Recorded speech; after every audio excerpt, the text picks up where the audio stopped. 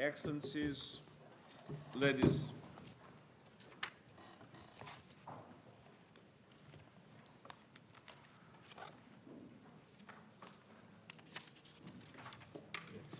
Excellencies, ladies and gentlemen, the 426th meeting of the Committee on the Exercise of the Inalienable Rights of the Palestinian People is called to order.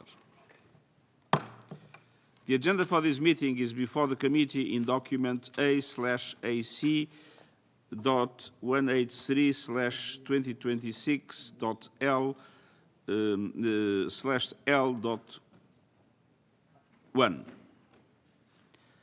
If I hear no objections, I shall consider it adopted. It is so decided. I now invite the committee to consider candidatures for the posts of Chair, Vice Chair and Rapporteur of the committee. The Secretariat of the committee has received the following candidatures. His Excellency Mr.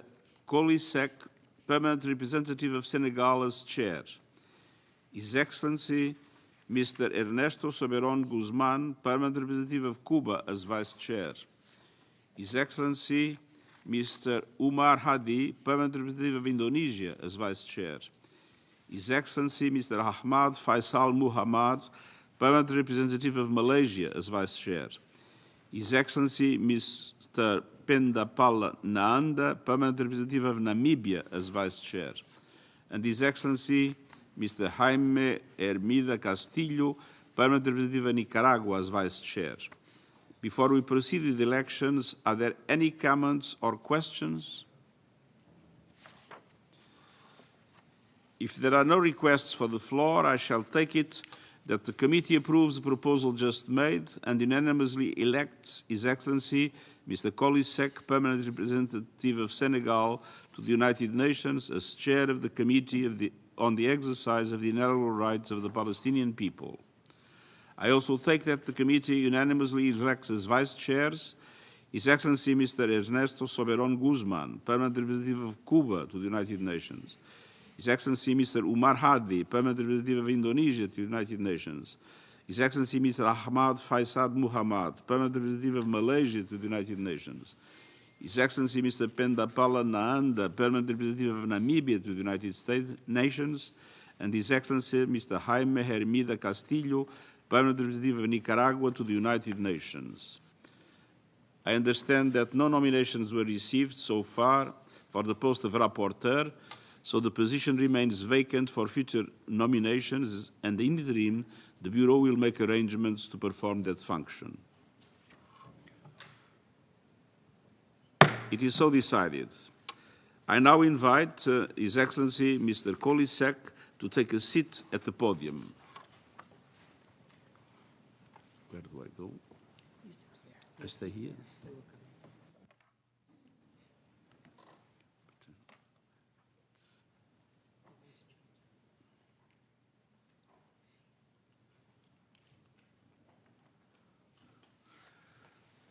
in. Congratulations, félicitations.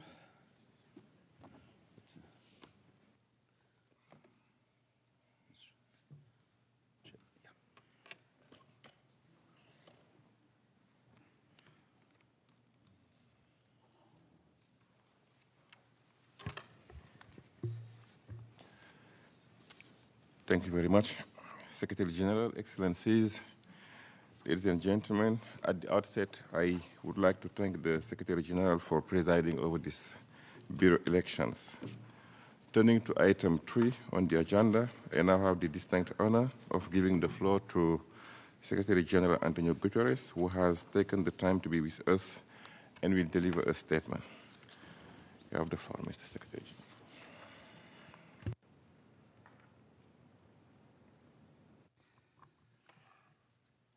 Mr. Chair, Excellencies, ladies and gentlemen, my congratulations to the Bureau members on their election. For 50 years, this committee has stood firm in defending a simple truth: the inalienable rights of the Palestinian people, including the right to self-determination, must be realized and respected, fully, consistently, and without delay. We enter 2026 with the clock ticking louder than ever. Will the year ahead bend towards peace or slip into the abyss of despair? The New York Declaration and its annexes, endorsed by the General Assembly last year, provide a clear, actionable path towards a two-state solution. The Global Alliance for the Two-State Solution offers a platform to galvanize long overdue progress. But what matters is durable change on the ground. And as we sadly know all too well, the situation is perilously fragile. In Gaza, Palestinians continue to endure grave suffering. Since the October agreement, more than 500 Palestinians have been killed. I urge all parties to implement the agreement in full, exercise maximum restraint, and comply with international law and UN resolutions. I also call for the facilitation of rapid and unimpeded passage of humanitarian relief at scale, including through the Rafah crossing. The continuing suspension of international NGOs providing vital aid defies humanitarian principles, undermines fragile progress, and worsens the suffering of civilians. Shelter, food, education materials, and other basic needs must reach those in need. Any sustainable solution in Gaza must be consistent with international law and result in Gaza and the West Bank, including East Jerusalem, being governed by a unified, legitimate, and internationally recognized Palestinian government. Gaza is and must remain an integral part of a Palestinian state. Excellencies, in the occupied West Bank, relentless illegal settlements, expansion, demolitions, displacements, and evictions are accelerating. More than 37,000 Palestinians were displaced in the West Bank in 2025 alone, a year that also saw record high levels of Israeli settler violence. The recently published tender by Israel for 3,401 housing units in the E1 area, alongside continued demolitions, is profoundly alarming. If carried forward, it would sever the northern and southern West Bank, undermine territorial contiguity, and strike a severe blow to the viability of a two-state solution. Such actions, including Israel's continued presence in the occupied Palestinian territory, are not only destabilizing, but, as recalled by the International Court of Justice, unlawful. I also note with deep concern the recent report of the Office of the High Commissioner for Human Rights, detailing Israel's discriminatory administration of the West Bank, including East Jerusalem, with evidence-based findings on entrenched racial discrimination. I urge Member States to significantly step up on every front, including through the 2026 flash appeal for the occupied Palestinian territory. And I reaffirm my full support for UNRWA and condemn the adoption by the Israeli Parliament of laws that further impede the agency's ability to operate and carry out its mandate activities. I also condemn in the strongest terms actions by Israeli authorities to demolish the UNRWA Sheikh Jarrah compound in occupied East Jerusalem. Let me be clear, UNRWA premises are United Nations premises. They are inviolable and immune from any form of interference. Public threats by officials of Israel against the staff of UNRWA are utterly abhorrent and must be met with unequivocal repudiation. UNRWA and its personnel hold the privileges and immunities specified in the 1946 Convention on the Privileges and Immunities of the United Nations. Israel has an obligation under Article 105 of the Charter of the United Nations to ensure full respect for the privileges and immunities accorded to the UN, including its agencies and bodies and its officials, in and in relation to the occupied Palestinian territory. UNRWA is critical. I call all member states to continue to politically support it and to financially sustain it. Excellencies, ladies and gentlemen, the work of this committee reminds the world that we must never lose sight of the core objective: resolve the Israeli-Palestinian conflict. The occupation must end, as affirmed by the International Court of Justice. The inalienable rights of the Palestinian people must be realized International law must be respected and accountability ensured.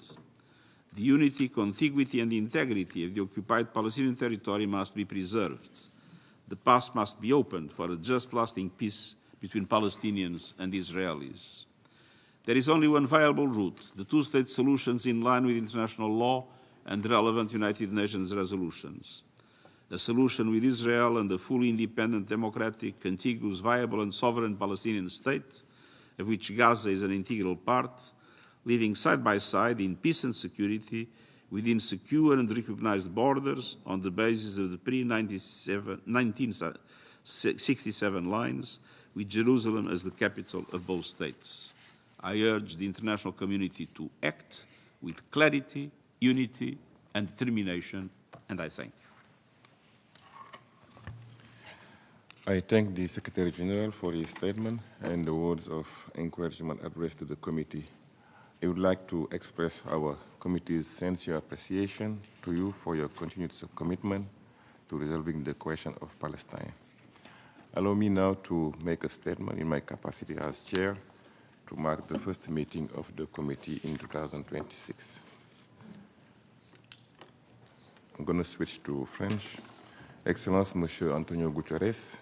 Excellency, António Guterres, UN Secretary-General, Mr. Riyad Mansour, Permanent Representative of Palestine,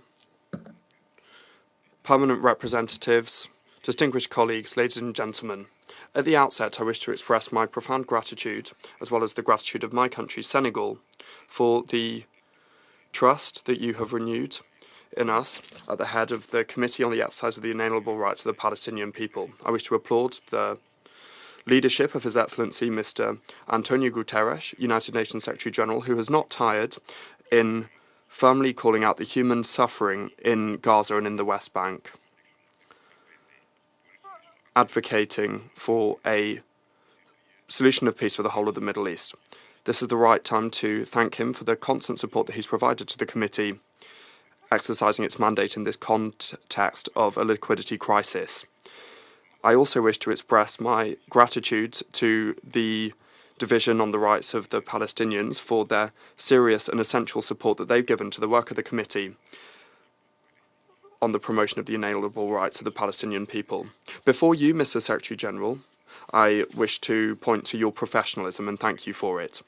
Ladies and gentlemen, the fact that this committee is still alive and being heard at the United Nations, it's thanks to the support of its members and observers, at the forefront of which are my colleagues from Cuba, Indonesia, Namibia and Nicaragua, who are the members of the Bureau, and I wish to congratulate them upon their election as vice chairs. I thank them for their personal investment and the investments of their respective countries who have enabled our committee to keep its dynamism and proactivity in the most troubling times for the Palestinian people.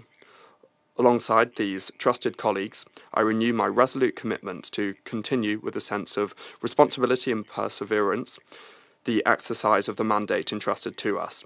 I do not forget all of the countries who may not be members of the committee but have supported the work and supported the Bureau of the committee in their capitals. Mr. Secretary-General, distinguished colleagues, let us not lose sight of our goals. This committee did not begin in October 2023 that saw the beginning of a massacre of so many Palestinian people in violations of international law. After more than 8 decades of injustice and diplomatic efforts, the adoption of the New York Declaration and the implementation of the two-state solution and efforts towards that were an historic turning point. For the first time, a large majority of the international community reaffirmed their collective determination to put an end to the injustice in Gaza, to ensure a just and lasting settlement to the conflict, and to build a better future for the Palestinian people and to rebuild it and recognise a Palestinian state. This should not be in vain. It's necessary to preserve it and strengthen it. In this same dynamic, I'm delighted about the peace agreement on the 10th of October 2025 and the deployment of mechanisms for peace by way of Resolution 2803 of the Security Council and the hope that this heralds. However, we must still be alert. While Hundreds of Palestinians are being killed and violent settlements are continuing on the West Bank, and they still face unjustified attacks. These measures have considerably aggravated the situation of thousands of displaced persons living in cold and misery. Mr. Secretary-General, peace in Palestine is too serious an issue for us to stop our work without significant results. The actions in the occupied territories and also compromising UNRWA is necessary to rebuild Gaza and establish a Palestinian state governed by the Palestinian people. That requires our commitment. We must also continue our advocacy work with a sense of determination until the inalienable rights of the Palestinian people are fully recovered and able to be exercised across the board. By way of conclusion, I wish to take up the words said by my president, the President of the Republic of Senegal, during his statement to the Conference on Peace. He said here, it's not necessary to choose one camp over another, but rather to defend life, to ensure that the voice of reason and law is heard, so that we can preserve our common humanity and have a capacity of empathy, justice and solidarity. End of quotation. Thank you. Following now with the agenda item 5, I give the floor to His Excellency Mr. Riyad Mansour, Permanent Observer of the State of Palestine to the United Nations. You have the floor, sir.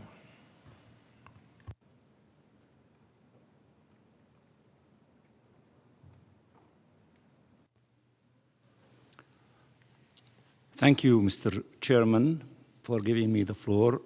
Allow me at the beginning, to welcome the Secretary-General for opening this first meeting of the committee at the beginning of the year, and also to witness the election of the members of the Bureau.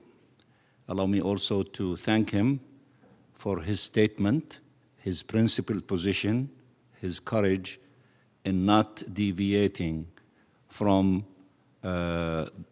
supporting the inalienable rights of the Palestinian people, including their right to self-determination, statehood, and the right of the refugees, including their right to return.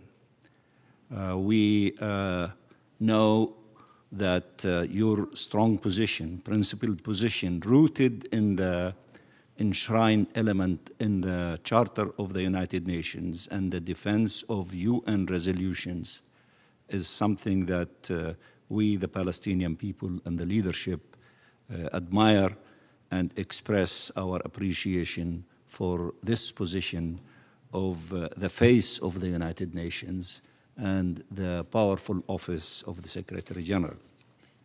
Mr. Chairman, also allow me to congratulate you for being elected as the chair of the committee, and also all of my colleagues, the vice chairs who have been elected for carrying out this responsibility mandated by the General Assembly of extending, the support to the committee to keep working and assisting the Palestinian people for the attainment of our inalienable rights. We thank you all, especially those of you whom you have been serving in that capacity for more than 50 years since the inception of this committee. And here I'm referring to Senegal and to Cuba and to other countries that are also sitting in the position of being vice chair in the bureau of the committee.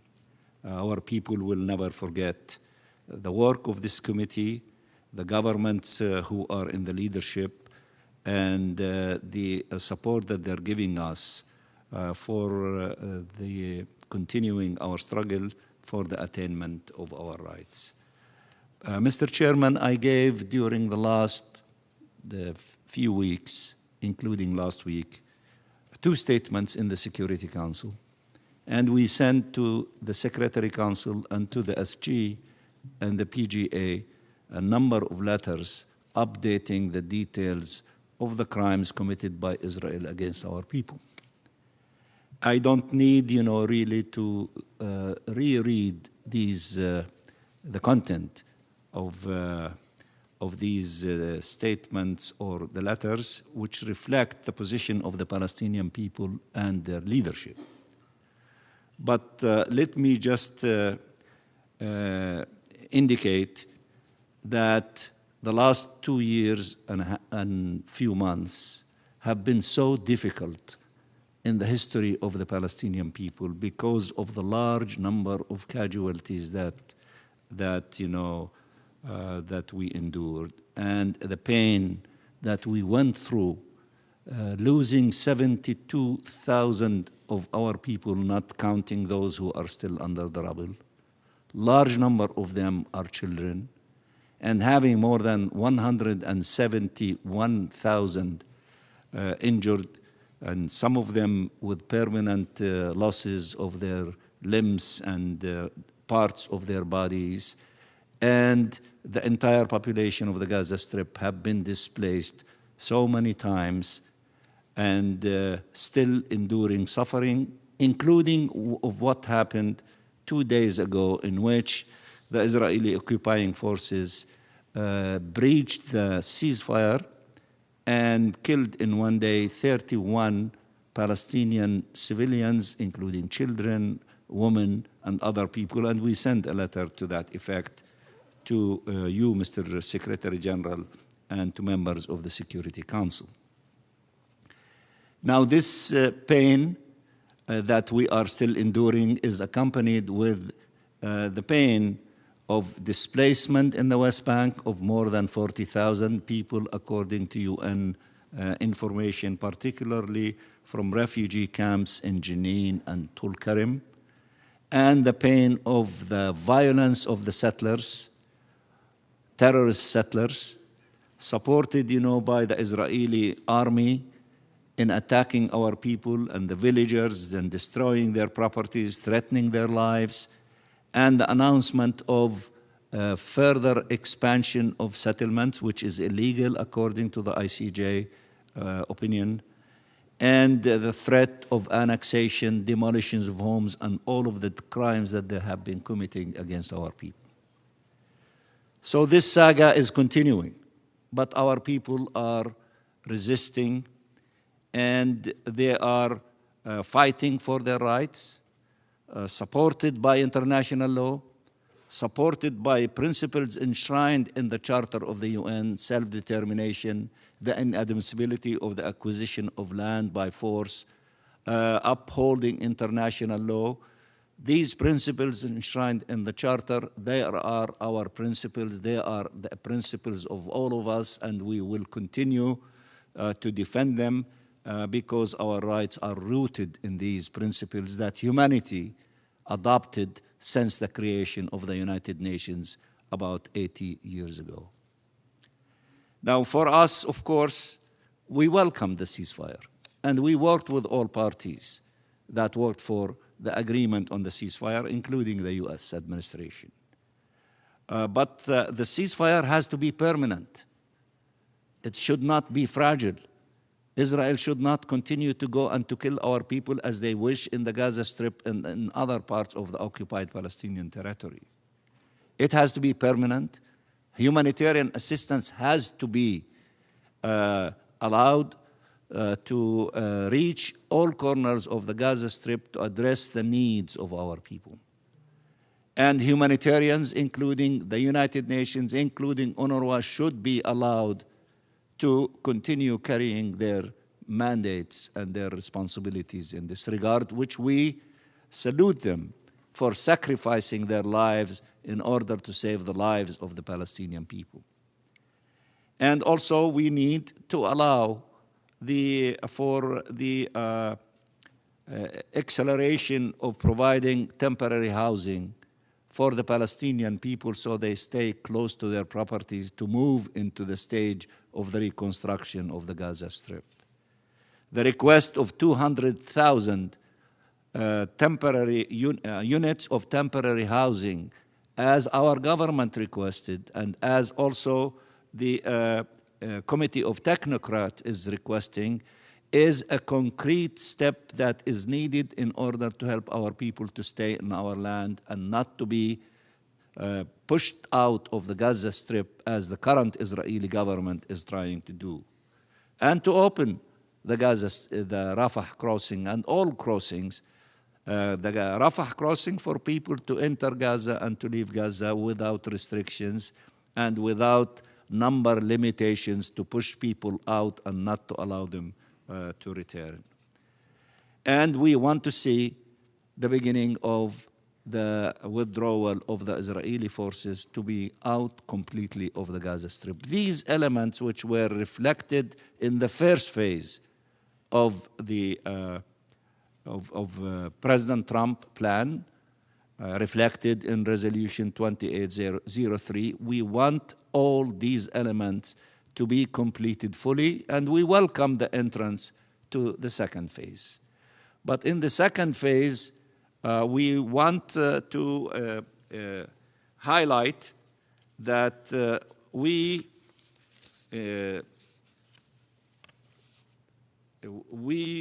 have reiterated fundamental principles on behalf of the Palestinian people and government to contain the following elements.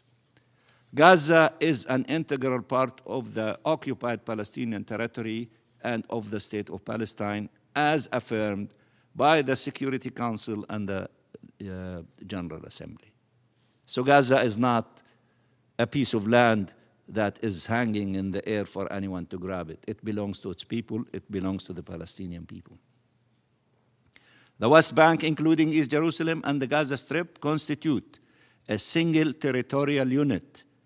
Their unity, integrity, and status must be preserved, and they must be unified under the Palestinian Authority, as affirmed by the Security Council and GA resolutions.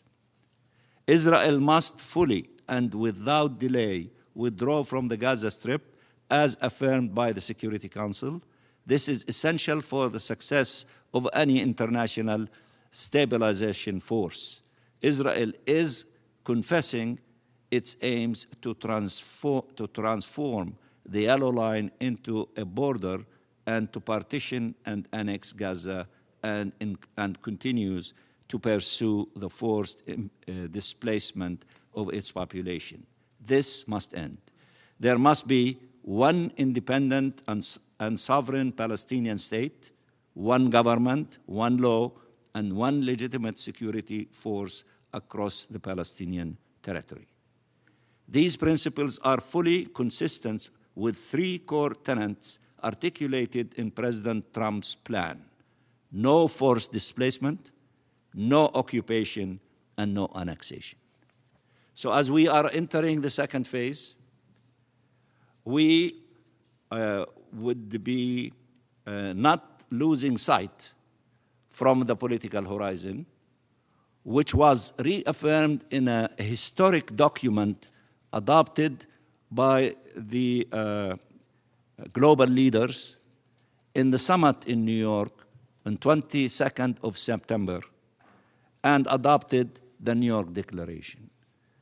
The New York Declarations contained all needed elements for a just peace between us and the Israelis. It reaffirms our rights rooted in the Charter of the UN and UN resolutions, that there has to be a two-state solution, and our state should be on the basis of the 4th of June of 1967 with East Jerusalem as its capital, and it contains fair elements for the other side to have peace with us, so that the Middle East can rest on good basis, fair basis, just basis for a historic solution between us and the Israelis. And we are ready to implement that historic document, which calls, among other things, that if there is need to resume the international conference and the two-state solution under the banner of the United Nations, that it will be considered, whether it is in this year or as we all collectively see the appropriate time to do so. And in this regard, we salute all the members of the Global Alliance on the Two-State Solution, which is a mechanism that the leaders of the alliance agreed to keep it active in order to implement the New York Declaration on the Two-State Solution. So while we are working in order to put an end to the vicious war and the killing of our people, enough of killing, enough of agony, enough of pain, let us save lives by making the ceasefire permanent, and let us move in the direction of peace based on justice, international law, principles in the Charter, and UN resolution, so that we can collectively bring to an end to this long item on the agenda of the United Nations since its inception, with dignity and freedom for the Palestinian people, in which Palestine will be free and we will have two states and the state of Palestine to become a full member of the United Nations. Palestinian people and their leader pledged to you to work with you, Mr. Secretary-General, as we have been doing, with the committee, with the United Nations, with the Security Council, with the General Assembly. Our objective is peace, and the methods to accomplish it is peaceful methods based on international law. Thank you very much. I thank His Excellency Mr. Riyad Mansour for his remarks. We shall now suspend the meeting for a few minutes to allow the Secretary-General to leave the room. Thank you.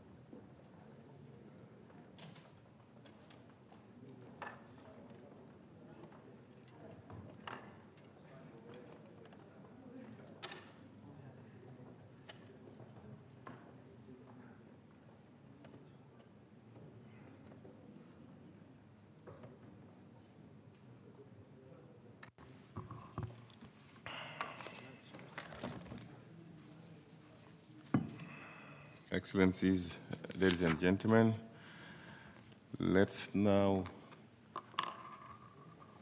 discuss agenda item 6 on the recommendation on the request by the member state to join the committee. We have the honor to receive an verbal from the permanent mission of Chile requesting Chile's admission as a member of the Committee on the Exercise of the Inalienable Rights of the Palestinian People. The Bureau endorsed this request during its last meeting held on January 22nd. We now refer it to committee members for consideration. According to the usual procedures, if the committee members decide to approve the request, the committee chair will write to the president of the GA requesting that the matter be brought to the Assembly's attention for final approval. I invite any comments at this stage before committee members take a decision by acclamation on Chile's request. Are there any comments? If there are no comments, may I take it that the committee wishes to approve the request from Chile to become a member of the Committee on the Exercise of the Inalienable Right of the Palestinian People? It is so decided. This information will be communicated to the President of the GA for the Assembly's adoption.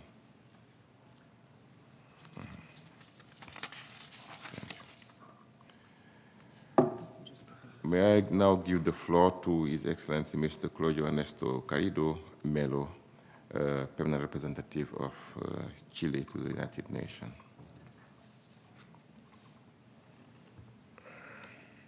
It's not in the room.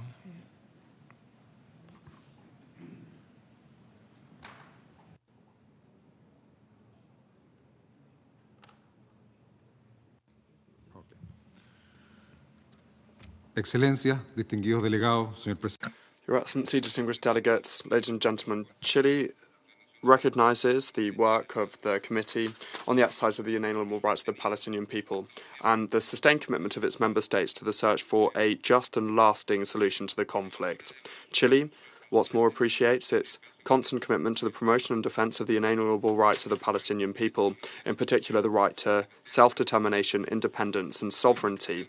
We particularly underscore its commitment to the search for a just solution based on international law, including the goal of the two-state solution, with Palestine and Israel living side by side in peace, in line with UN resolutions, in particular relevant Security Council resolutions.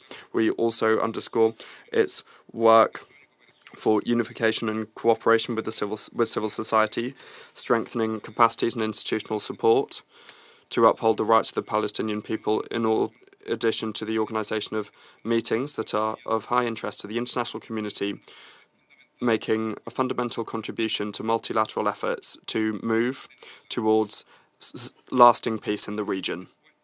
Given the above, we thank the committee for accepting Chile's request to participate in its work, which is a sign of Chile's commitment to peace, multilateralism, and absolute respect for international law.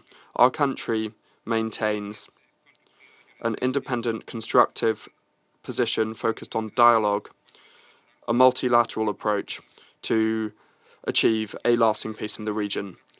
Chile has the largest Palestinian diaspora outside of the Arab world, with tens of thousands of people, and this community are fully part of the cultural and social life of our country, with a strong cultural link to the Palestinian people. This human trajectory means that we have a particular commitment to the promotion of a solution that is in line with international law for the Palestinian people. In light of the above, we wish to underscore the second round of consultations of civil society of the committee that took place in Santiago de Chile in November 2025, which reflects our country's interest to host multilateral events focused on the rights of the Palestinian people and the strengthening of international law. Thank you very much, Chairman. For this statement, we shall now move to agenda item 7, the adoption of the draft program of work of the committee, which was circulated by the Secretariat to all committee members for comments. I will briefly introduce the draft committee program of work for 2026. Section 1 outlines the mandates of the Committee and the Division for Palestinian Rights as contained in relevant resolutions of the GA adopted at the 80th session. Section 2 enumerates the activities of the Committee and the Division for Palestinian Rights for 2026.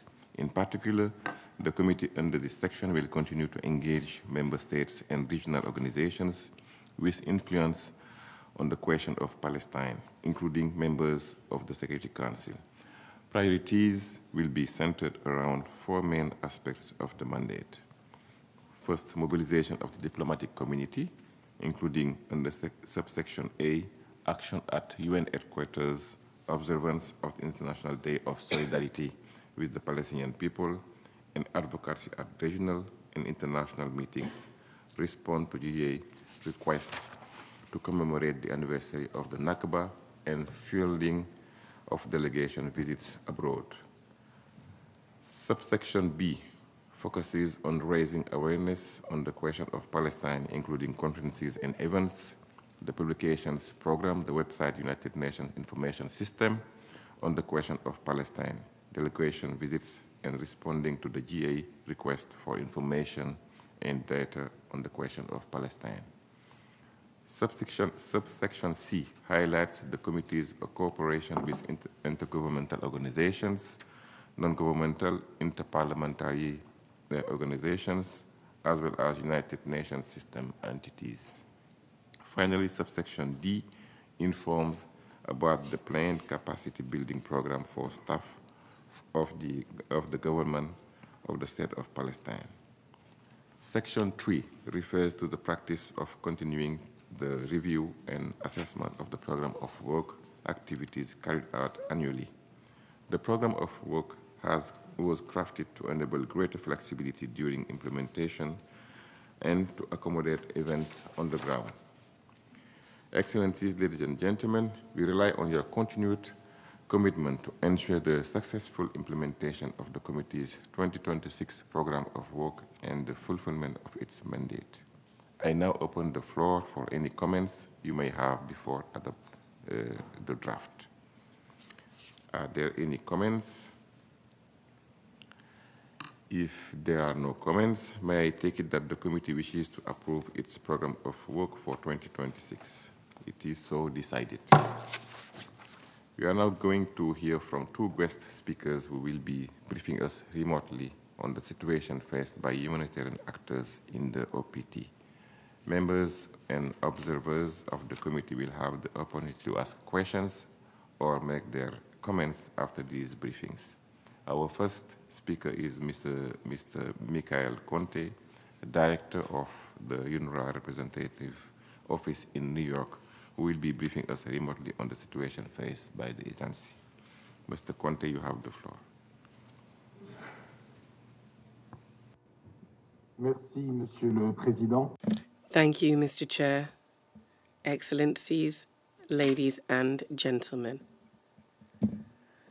The interpreter is reading the statement as the sound quality is too poor to interpret. I would like to convey my congratulations to the Chair and the Bureau of the Committee on the Exercise of the Inalienable Rights of the Palestinian People on their election, and I would like to thank the Secretary-General and Minister Mansour for their comments. Actually, as I just took up my duties as Director of UNRWA's Representative Office and ahead of my arrival in New York soon. Excellencies, time have never been harder for this agency, and I would like to acknowledge and appreciate the support of this committee towards UNRWA. Allow me to start by recalling the life-saving role that UNRWA continues to play in the occupied Palestinian territory, as well as the unique and irreplaceable capacity and expertise that the agency has in providing life-saving and key basic services to the Palestine refugees at scale, including in Jordan, Syria, and Lebanon. In Gaza, UNRWA remains the largest and most comprehensive service provider, effectively acting as the public sector for more than half the population. Despite operational challenges that I will detail, and the fact that 385 of our colleagues have been killed and many of our installations destroyed, 11,000 UNRWA Gaza personnel remain hard at work and continue to demonstrate their commitment every day. Our colleagues are providing healthcare to almost 100,000 Palestinians weekly in Gaza and in-person learning to more than 66,000 students across 73 UNRWA shelters, including in Gaza City and the northern area. With 8,000 teachers, UNRWA has the capacity to scale up to provide full-time education for most of the school-age population. Over the weekend, UNRWA, working hand-in-hand with its partners from WHO and UNICEF, concluded and conducted another round of immunization campaign for children, demonstrating once again the benefit of UNRWA's large network and community acceptance in Gaza. Equally essential is the fact that UNRWA also provides a third of all water distributed and ensures waste management in Gaza City and the northern area of Gaza. Excellencies, various General Assembly and Security Council resolutions, most recently Security Council Resolution 2803, as well as the New York Declaration from last September, have demanded the scaling up of humanitarian assistance into and throughout Gaza, and UNRWA's role is essential here. Regrettably, months after the ceasefire was announced, our work continues to be hindered by restrictions on humanitarian access on the ground and bureaucratic hurdles. Severe and arbitrary limits restrict the entry of essential supplies, such as shelters, fuel, and medical equipment. It is appalling that since the ceasefire took effect, nearly 500 more people, including women and children, have been killed and 7 UNRWA schools deliberately destroyed. New Israeli government restrictions on international NGOs are further compromising the humanitarian operations in the Gaza Strip.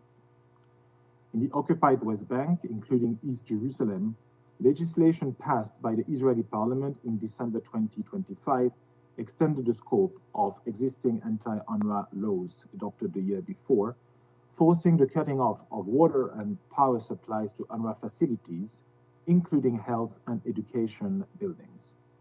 In May last year, Israeli armed police forcibly closed UNRWA's schools in occupied East Jerusalem, depriving hundreds of Palestinian refugees, boys and girls, of their right to education. In January of this year, armed police forcibly closed an UNRWA health center in the old city of Jerusalem, which had been operating for 76 years.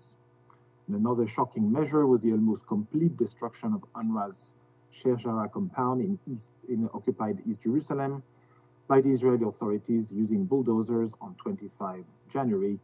And on this occasion, local Israeli official called for the annihilation of UNRWA staff. Excellencies, the operational constraints imposed by Israel on UNRWA, compounded by an unprecedented financial shortfall, severely undermine our GA mandate, which has just been renewed for another 3 years, and also pose an existential threat to our work in the occupied Palestinian territory. They are taking place in utter disregard for international law and the UN Charter.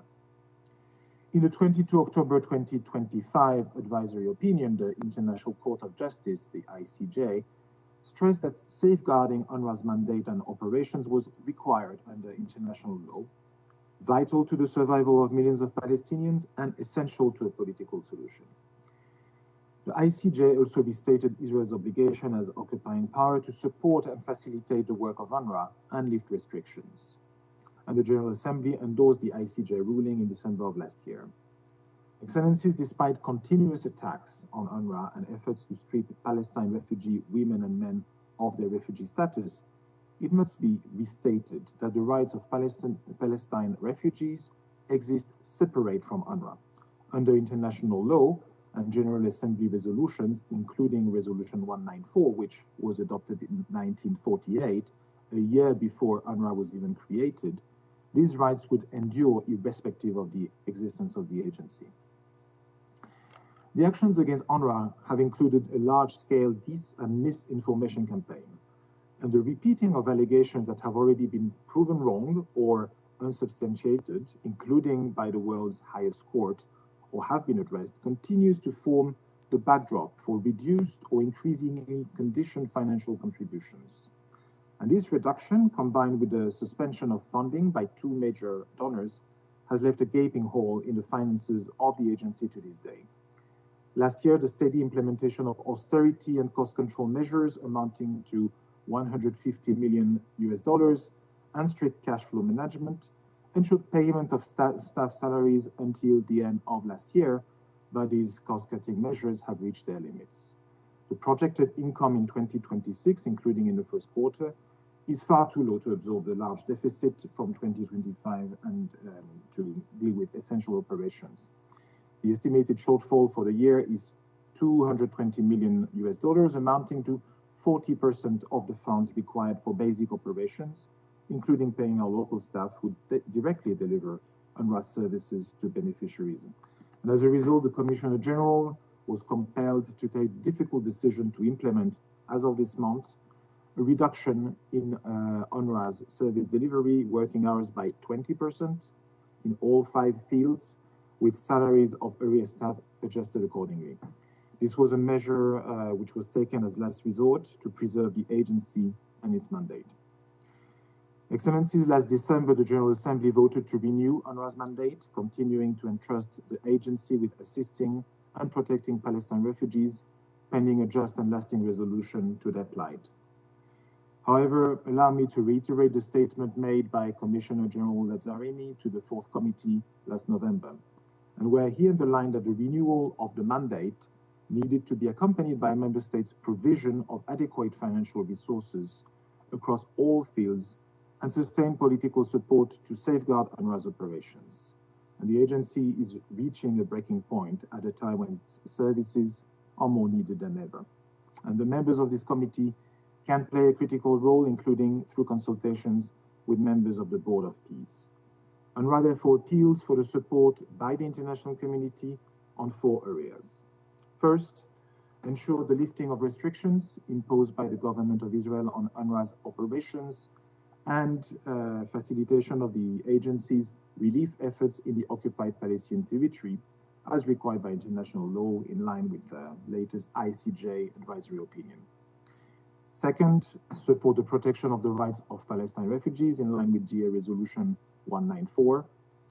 Third, support the role of UNRWA in concretely contributing to the implementation of Resolution 2803, the New York Declaration, and the Arab Islamic Early Recovery, Reconstruction and Development Plan for Gaza, and towards ensuring the protection of Palestine refugees and peace and stability for Palestinians and Israelis and in the broader region.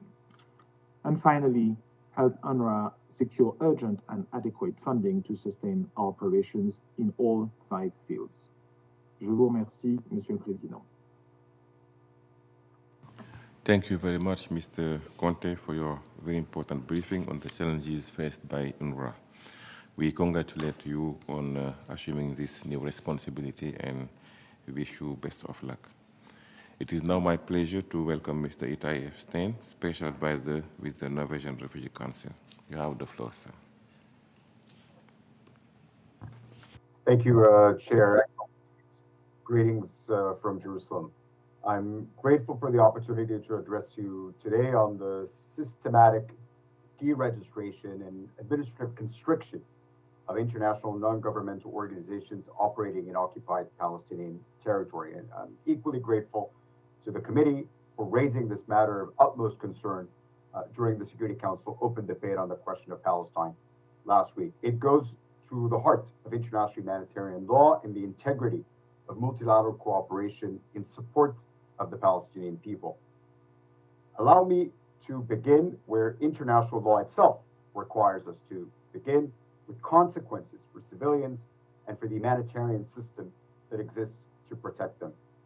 On 30th December 2025, 37 international non-governmental organizations, including the Norwegian Refugee Council, were notified that their registration with Israel, the occupying power, would expire within 60 days, without substantive assessment of pending applications or guidance on compliance. Across Gaza and the West Bank, the deregistration of INGOs is already producing measurable harm. Since early January, organizations without renewed Israeli registrations have been denied staff rotations in and out of Gaza, programs have been interrupted, supply chains cut, and life-saving operations constrained. This is not a marginal disruption. INGOs implement substantial proportions of shelter, health, water, food security, protection, and education activities.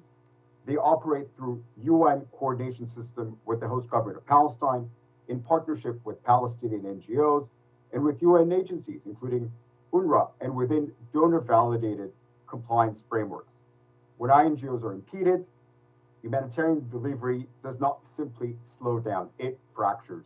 The Palestinian population bears the cost in reduced access to medical care, shelter, sanitation, and food. From this operational reality, we must turn to its legal and political significance, its relationship to Palestinian self-determination and permanent sovereignty. The International Court of Justice has affirmed that the right of the Palestinian people to self-determination is a peremptory norm of international law. It further held that Israel's presence and associated practices in the occupied Palestinian territory are unlawful, and that all states must cooperate to bring that situation to an end, unconditionally and as rapidly as possible. Humanitarian assistance is not external to this legal framework. It is an inherent part of it. Subordinating humanitarian's presence to Israeli administrative discretion amounts to the assertion of political authority over a core dimension of sovereign Palestinian civic life. It risks transforming relief into an instrument of subjugation. Deregistration is not, therefore, merely an administrative act.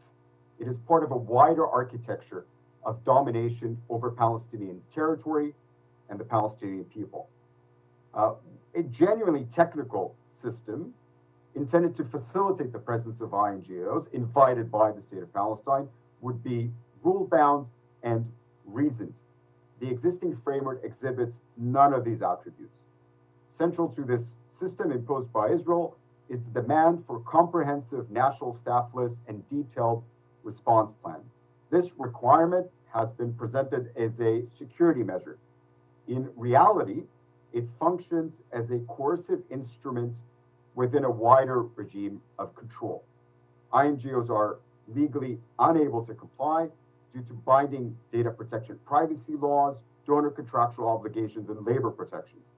Compliance would expose organizations to regulatory sanctions, contractual liability, and serious protection risks for staff and beneficiaries.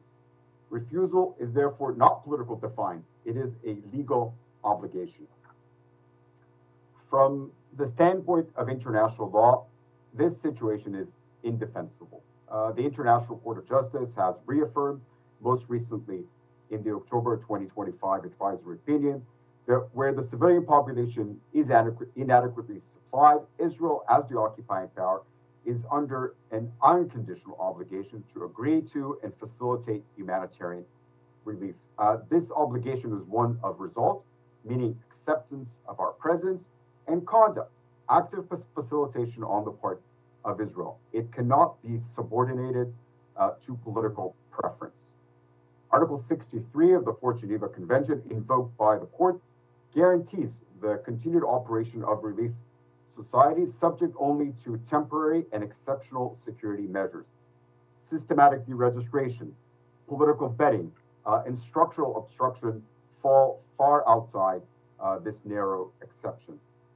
The court has further grounded these duties in peremptory norms, including the right to self-determination.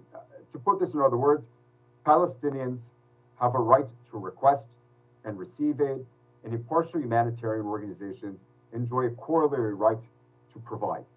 When breached, it gives rise to obligations erga omnes, obligations owed to the entire community, the international community as a whole. All states have a legal interest in their protection. All states have duties of non-recognition, non-assistance, and cooperation. This has concrete implications. Acquiescence in unlawful restrictions risks breaching international responsibility. Accepting deregistration as a technical matter while knowing its legal and operational effects amounts to indirect assistance in an unlawful situation. Chair, what emerges from this record is clear. INGOs in the occupied Palestinian territory are legally authorized under international humanitarian law to continue and operate. They are registered under Palestinian law. They are embedded within UN coordination structures. They are trusted by donors. They are operationally capable and vital. They are normatively compliant. Their marginalization, our marginalization, is not the product of a regulatory failure. It is the product of a political assault by Israel on imperative humanitarian relief, on peace, and human security. If such practices are normalized in Palestine, they will not remain confined to Palestine. They will become part of the global repertoire of humanitarian restrictions. The erosion of humanitarian independence in Palestine will reverberate elsewhere. The committee, therefore, has a vital role to play. First, in insisting that unlawful registration measures be withdrawn. Second, in affirming that humanitarian access cannot be made conditional on political compliance, on the whims of the occupant or of any other or that of any other alien ruler. And third, in supporting member states in fulfilling their duty to cooperate to bring violations to an end. International law in this context is not uncertain. It is established and explicit. The court has spoken, the General Assembly has endorsed, the Security Council decreed, the humanitarian system has complied. What remains is whether states, all states, act accordingly. The inalienable right of the Palestinian people cannot be realized in full where humanitarian presence is precarious, conditional, and politicized.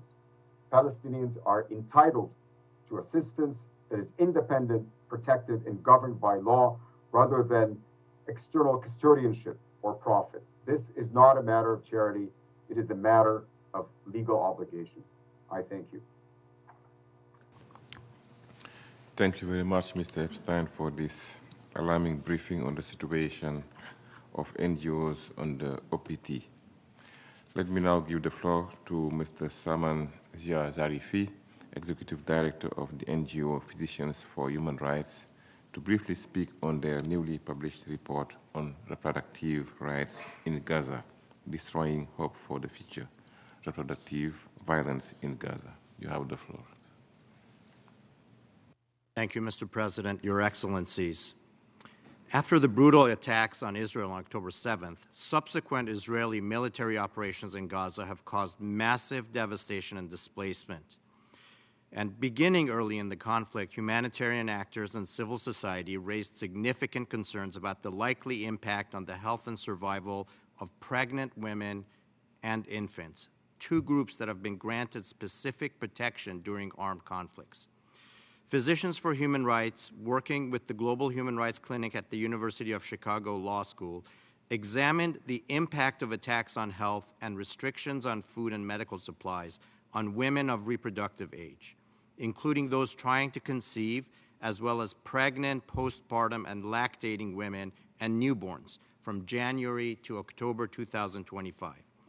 Our analysis is based on interviews with 78 health professionals who went to Gaza on short-term medical missions, an analysis of the record of warnings issued concerning risks to reproductive capacity, 23 reports of direct attacks on reproductive healthcare facilities in Gaza from January to October 2025, and established medical literature on the known reproductive harms resulting from acute malnutrition and denial of proper prenatal and postpartum care.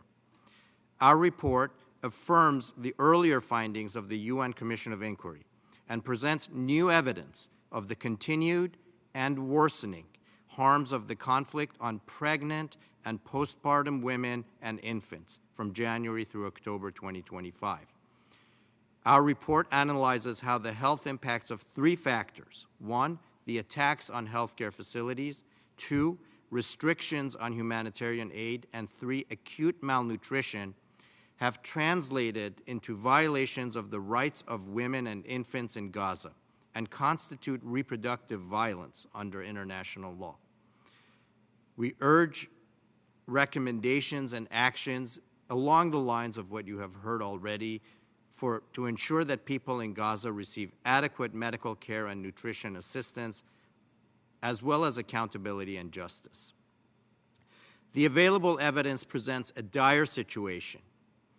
Between May and June of 2025, the Palestinian Ministry of Health reported a 41% decrease in birth rate in Gaza compared to the same time in 2022, with a significant increase in miscarriages and in premature births and low birth weight cases. Miscarriages affected more than 2,600 women, and there were 220 pregnancy-related deaths that occurred before delivery. The ministry reported a sharp increase in premature births. Over 1,460 babies were reported to be born prematurely, while more than 2,500 were admitted to neonatal intensive care. However, we know that due to the near complete collapse of Gaza's health information system, systematic data collection has been severely limited. Therefore, it's likely that these numbers represent a significant undercount. Since the ceasefire has been reached, these conditions continue, and we are alarmed to hear that in October 2025, UNICEF reported that they had identified 9,300 children under 5 years of age with acute malnutrition, and 8,300 pregnant and breastfeeding women were admitted to health facilities for treatment for acute malnutrition.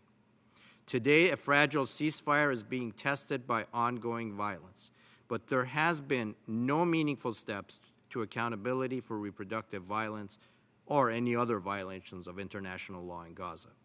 Women and babies still face dire conditions.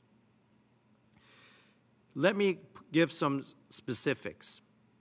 Israel's damage to Gaza's health infrastructure, combined with restrictions on food and medical supplies, including baby formula, have created an environment in which the fundamental biological processes of reproduction and survival have been systematically degraded. Our report shows how these harms were foreseeable, and they have resulted in pain, suffering, and death which was entirely avoidable. This conduct amounts to reproductive violence. Clinicians interviewed by PHR and the Global Human Rights Clinic saw the severe impacts of limited access to food and health care on women and children in Gaza. They reported seeing how malnutrition and lack of access to health care lead to infertility, miscarriages, birth complications, and death. Clinicians highlighted that treating the consequences of malnutrition in pregnancy, which was entirely within their means in a regularly operating healthcare system, was made more difficult due to limited beds in blockaded facilities, damaged hospitals and inoperable facilities, and barriers to accessing medical supplies. Israel's restrictions on medical supplies in Gaza are extreme, inconsistent, and deliberately opaque. And that means that a broad range of essential items, from medications to non-pharmaceutical products, have been denied under the dual-use designation or delayed under unclear bureaucratic policies. Compounding this, attacks on reproductive health facilities limited access to care to prevent and treat pregnancy and neonatal complications and health harms. Our analysis determines that the suffering and death of pregnant, postpartum, and lactating women and newborns were foreseen and foreseeable. Beyond the immediate impact, it's important to point out that future generations may suffer from the physical, mental, and societal impacts of what we've documented. There is a need for investigation, accountability, and reparations. Each day that passes without adequate food and access to medical care for pregnant and lactating women and newborns diminishes the reproductive capacity, safety, and reproductive autonomy of Palestinians in Gaza. We look to you and to the United Nations to proceed and push for the elements of the phase 1 of the ceasefire, including halting attacks, providing humanitarian aid, and supporting reconstruction of key infrastructure, including, in particular, healthcare aimed at supporting pregnant women and newborns. Supporting humanitarian aid flows are crucial right now, including humanitarian corridors between Gaza and the West Bank and East Jerusalem for medical evacuations. Reopening the Rafah crossing is important, but it will not be sufficient, especially if dual-use lists remain in place. It's crucial to push back against the ban on humanitarian organizations because they provide crucial health support, and without them, the impact on women and children will be even more.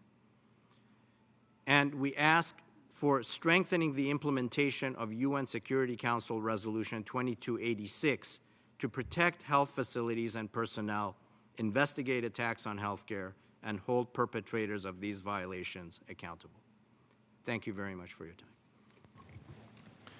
Thank you very much, Mr. Jajarifi, for this important briefing. I shall now give the floor to our distinguished delegate for comments or questions to our guest. Is there any questions or comments? If there are no further comments, I will thank once again Mr. Contet, Director of the UNRWA Representative Office in New York. The committee has been a long-time advocate of UNRWA. The agency's essential services to Palestinian refugees are a lifeline for millions of beneficiaries in the Middle East. Please be assured of the committee's continued full support to your activities and mandate. I would also thank Mr. Itay Epshtain for being with us virtually today. The committee supports the work of civil society organizations working on the Palestinian cause, and we will continue our advocating for the unimpeded access of humanitarian assistance to the OPT. I also thank Mr. Zia Zarifi for his briefing on Physicians for Human Rights latest report, and encourage everyone to read it. Let us move now on the last item on the agenda, other matters. I shall now give the floor to our distinguished delegate for statements. Nicaragua, you have the floor, please.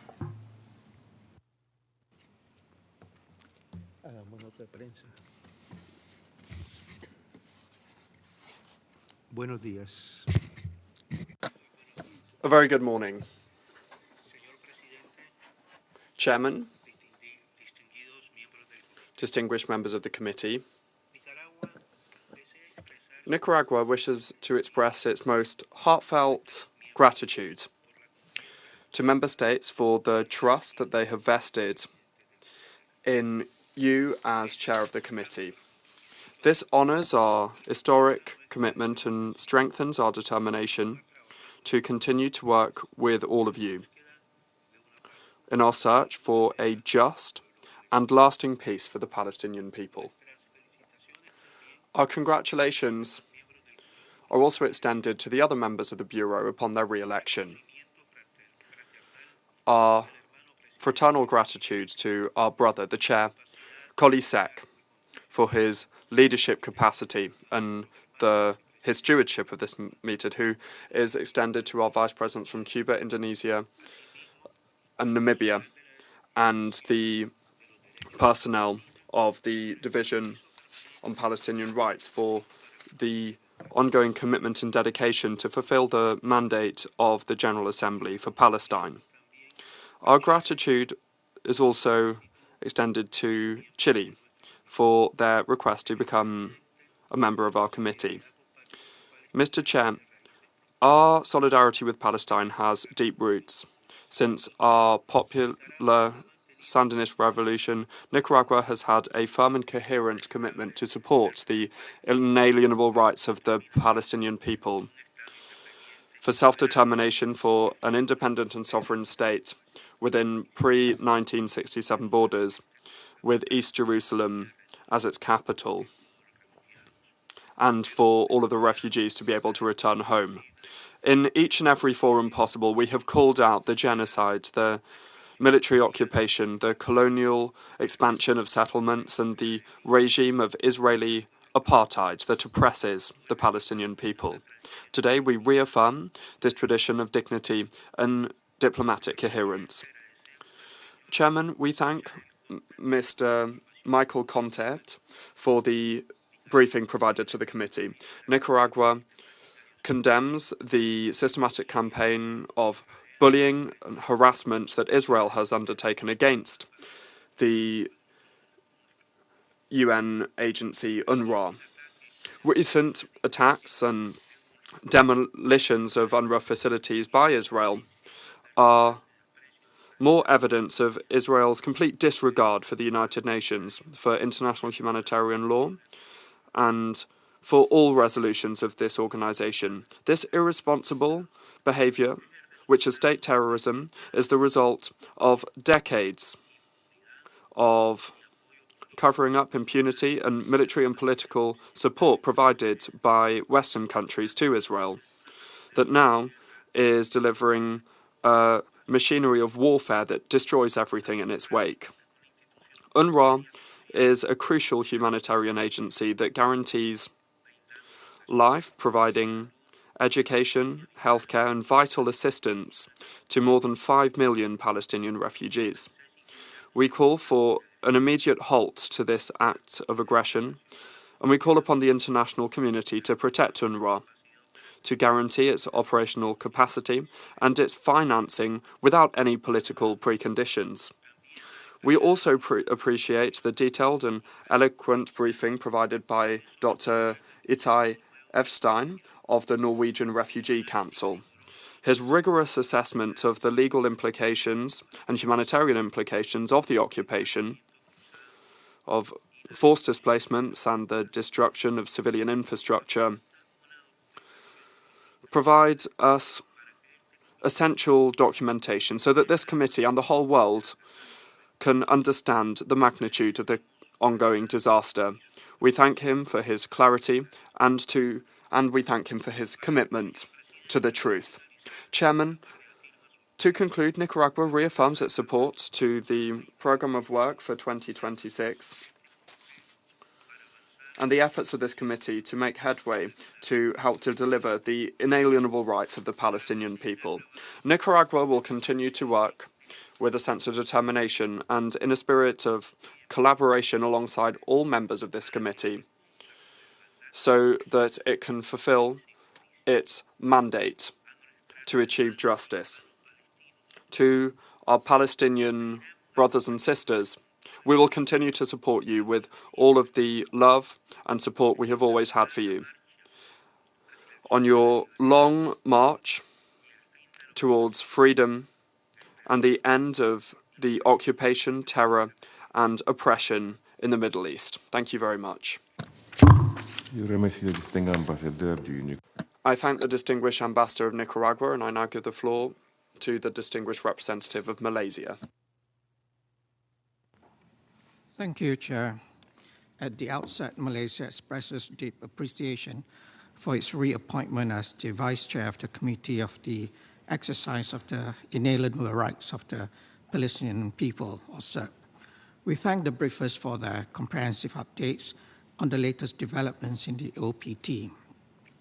Malaysia reaffirms our unequivocal support for UNRWA and underscores its indispensable role in delivering essential humanitarian, health, education, and social services to the Palestinian people in the OPT, which is irreplaceable. Malaysia strongly condemns Israel's demolition of UNRWA's premises in Sheikh Jarrah on 20th January and the arson attack on those premises on 25th January. These acts constitute grave violations of international law and directly undermine the ability of the agency to carry out its mandated functions. We further condemn Israel's unlawful entry into UNRWA Jerusalem Health Center on 12 and 13 January. The subsequent order for its temporary closure until 10 February was imposed without any legitimate legal basis. Such actions severely disrupt the provision of critical health services to vulnerable civilian population in the occupied territory. The role of UNRWA must be protected. Israel is under a clear obligation to respect the privileges, immunities, and inviolability of the UN premises, property, and its personnel, including those of UNRWA, as affirmed by the ICJ advisory opinion of October 2025. Chair, all violations of international law must be held accountable. More than 70,000 Palestinians have lost their lives in Gaza, with thousands more still missing and presumed dead under the rubble. More than 500 have been killed since ceasefire was announced. Justice for the victims and their families must not be delayed or denied. Chair, following the limited opening of the Rafah crossing this week, Malaysia expresses hope that full humanitarian access will resume immediately. In this regard, Malaysia stresses that sustained, safe, and unhindered humanitarian access must be ensured at all times. Malaysia is deeply concerned by the decision of the Israeli government to revoke the permits of numerous international non-governmental organizations that have been providing vital humanitarian assistance in the OPT, further constraining life-saving relief efforts. We remind the occupying power that it bears an unconditional obligation to facilitate the rapid and unimpeded delivery of humanitarian assistance into the OPT, including through UNRWA, as provided for under the Fourth Geneva Convention and further reaffirmed by the ICJ. Chair, in conclusion, Malaysia reiterates its firm commitment to uphold the rights of the Palestinian people. in its national capacity and also as the Bureau member of SERP. Malaysia will continue its unwavering support for UNRWA and its mandate, as well as its steadfast commitment to the protection of Palestinian civilians, the upholding of international law, and the preservation of the credibility and integrity of the United Nations and its agencies. Thank you. Thank you very much, Ambassador. I give the floor now to the distinguished Ambassador of Indonesia. Mr. Chairman, at the outset, allow me to congratulate you and my fellow members of the Bureau for the appointment, and I thank all members of the committee for their trust. Our meeting today takes place in the wake of repeated violations of the ceasefire in Gaza by Israel. Those violations constitute a direct threat to the ongoing efforts towards peace. We are also appalled by systemic assaults against UNRWA. Therefore, this committee has the responsibility to intensify efforts in ending oppression and delivering a just and lasting solution. Mr. Chair, growing recognitions of the state of Palestine by broader UN membership and the adoption of the New York Declaration signal a growing political will to reinvigorate efforts towards the realization of the two-state solution. Its implementation, along with the implementation of Security Council Resolution 2803/2025, must be secured to enable humanitarian relief, reconstruction efforts, and the resumption of political process. Mr. Chair, Indonesia assumes this position of the Vice Chair of the Bureau with a sense of humility and responsibility. We are committed to continue mobilizing international support and solidarity with a view to ensure that the inalienable rights of the Palestinian people are fully exercised. Let us keep the hope for peace and justice alive. Thank you. Thank you very much, Ambassador. I now give the floor to the distinguished Ambassador of Namibia. Thank you, Chair. Distinguished delegates, Namibia is honored to be re-elected Vice Chair of the United Nations Committee on the Exercise of the Inalienable Rights of the Palestinian People, and congratulate you, Chair, on your election and all Bureau members for their election to the Bureau. Namibia, being the child of international solidarity midwifed by the United Nations, is looking forward to the United Nations delivering on the inalienable rights of the Palestinian people and welcoming the Palestinian state as a full member of this auspicious organization. We reaffirm our commitment to advancing the committee's mandate, supporting the inalienable rights of the Palestinian people, and promoting constructive dialogue in line with the purposes and principles of the United Nations. In this regard, Namibia emphasizes the importance of upholding international law and relevant UN resolutions to enable the realization of an independent and sovereign state of Palestine, living side by side with Israel in peace and security, and taking its rightful place within the international community. We continue to call for the immediate cessation of human rights violations by Israel and an end of the occupation. Namibia also underscores the vital role of UNRWA and calls for the full protection of its mandate and operations in order to ensure the continued delivery of essential humanitarian assistance to the Palestinian refugees. Finally, Chair, we thank the briefers for the briefings on the operations of UNRWA, the legal obligations of Israel, and the status of the humanitarian situation in the occupied Palestinian territories. Namibia will continue with its unconditional support and solidarity to the Palestinian people. I thank you, Chair. Thank you very much, the Ambassador. Now give the floor to the distinguished Ambassador of Cuba. Gracias, señor presidente. Thank you, Chair. Please receive our most heartfelt congratulations upon your re-election to head this committee. We also congratulate our colleagues from Nicaragua, Indonesia, Namibia and Malaysia upon their election as members of the Bureau. I also wish to express my heartfelt gratitude for the support and trust vested in me as Vice Chair. I assume this responsibility with the firm commitment to continue to defend the just cause of the Palestinian people through our work in the committee and within the UN as a whole. Chairman, we're beginning another year of the work of the committee marked by violations and impunity by Israel of the ceasefire, depriving essential services for the lives of Palestinian people, and military incursions by the occupying power in the north of the West Bank. There's attacks by Israel against UNRWA personnel that are hindering the provision of vital assistance to millions of Palestinian refugees, including in the midst of adverse climatic conditions. Attacking UN humanitarian workers is an unacceptable act that undermines humanitarian work and aggravates the suffering of the civilian population.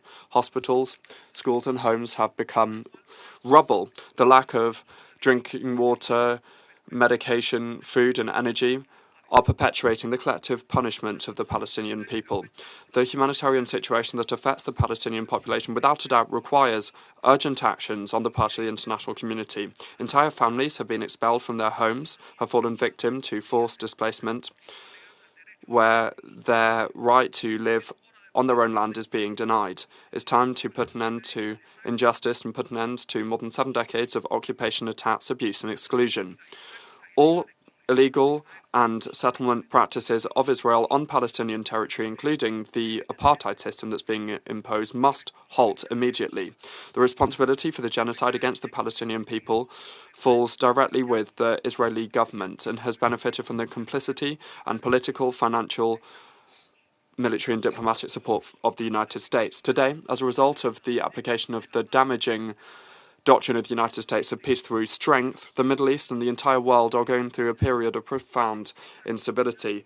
They are attempting to consolidate a dangerous way of imposing US foreign policy through force and setting their ambitions to guarantee their imperialist hegemony through abuse, coercion, blackmail and aggressions against sovereign nations.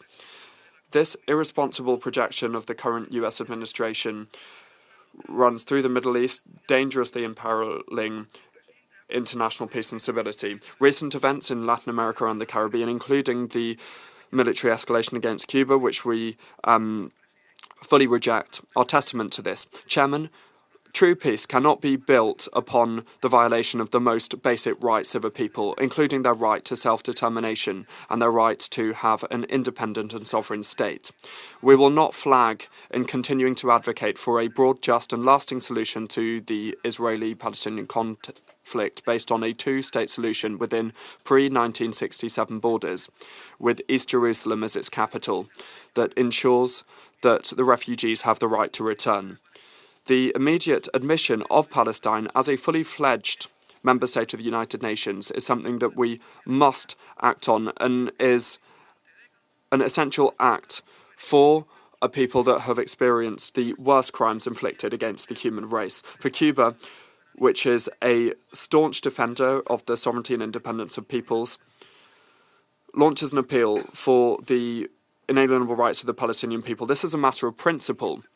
The Palestinian people can always count on the unshakable, unwavering solidarity of Cuba. Thank you. Thank you very much, distinguished Ambassador. I now give the floor to the distinguished delegate of Turkey.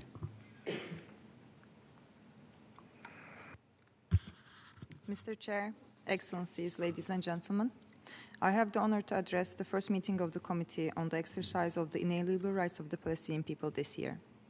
The work of this committee remains vital in mobilizing the international community, amplifying the voices of the Palestinian people, and safeguarding the international consensus in support of the two-state solution. We extend our sincere congratulations to Ambassador Coly Seck of Senegal, and to the other distinguished members of the Bureau on their election. We are confident that their unwavering dedication will further advance the invaluable work of this committee.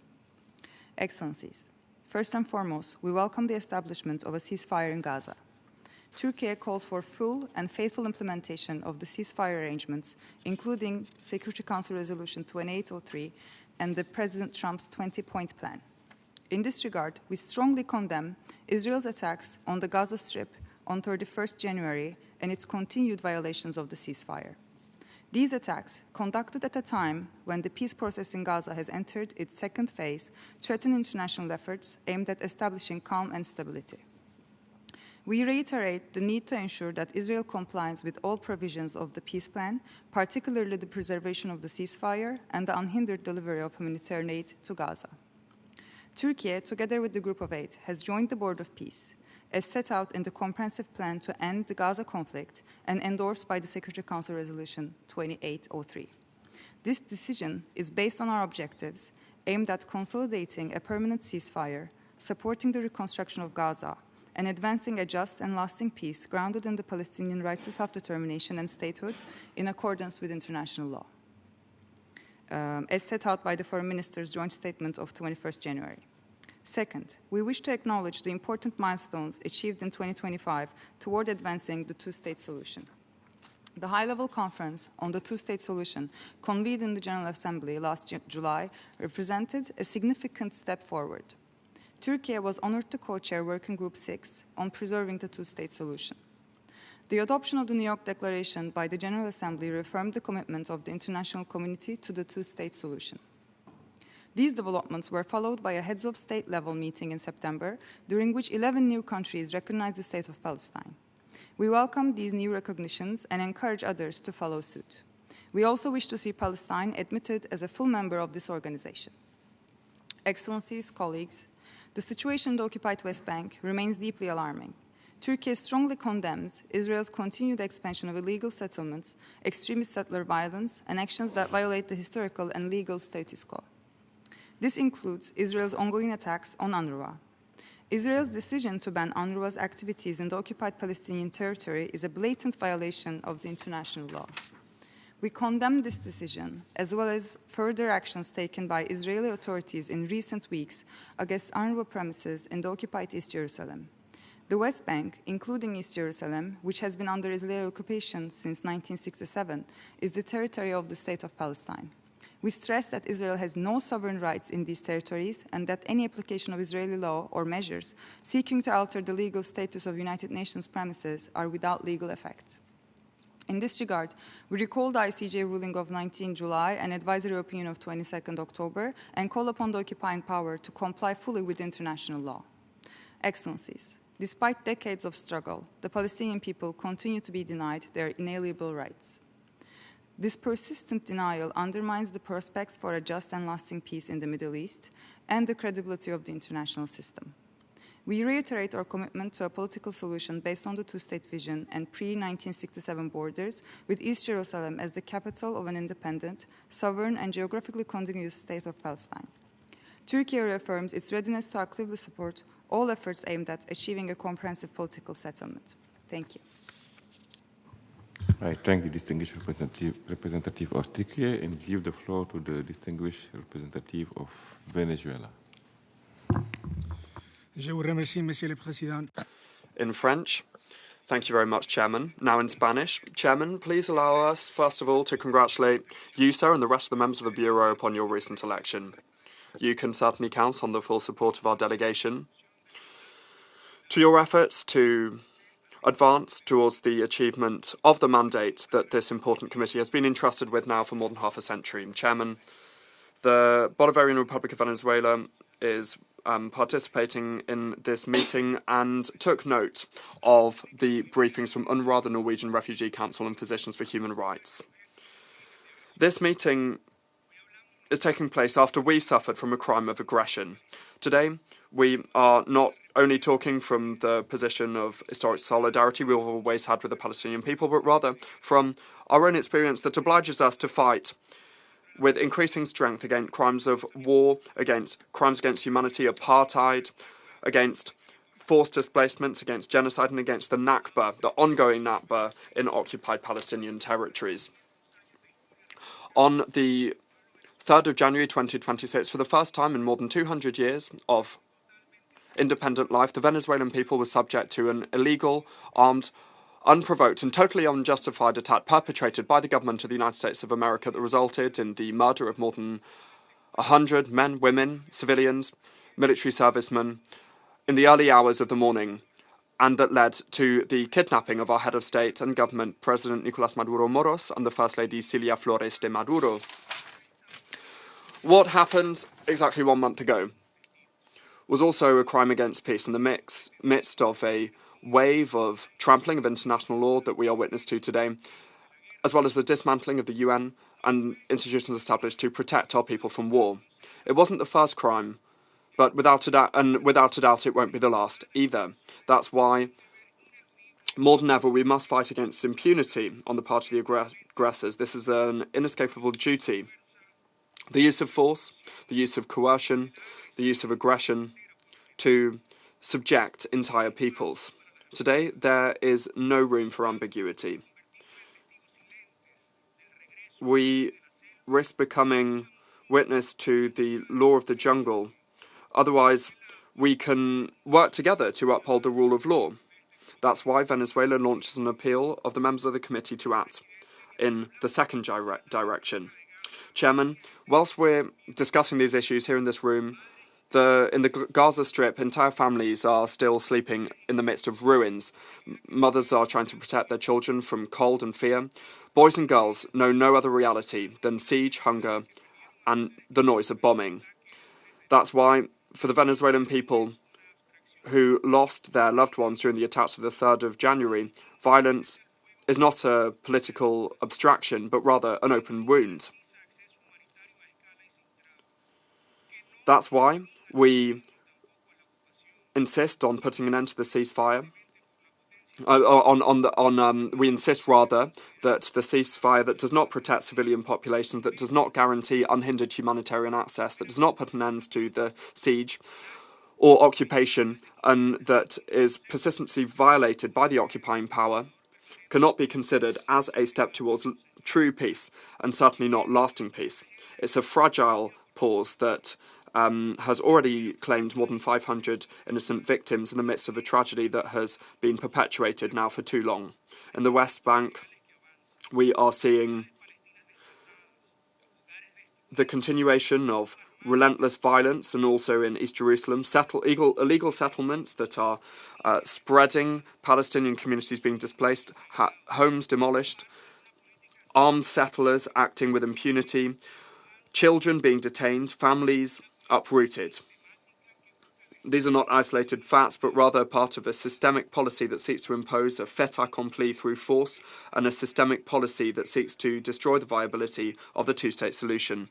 In this context, our country condemns the ongoing attacks against the international humanitarian system, in particular against UNRWA. We insist that when a UN agency is attacked, when humanitarian aid is criminalised, when there are attempts to remove people's rights to asylum and dignity, not only is this an attack against the Palestinian people, but also an attack against multilateralism and international law. Seeking to criminalise humanitarian aid is immoral.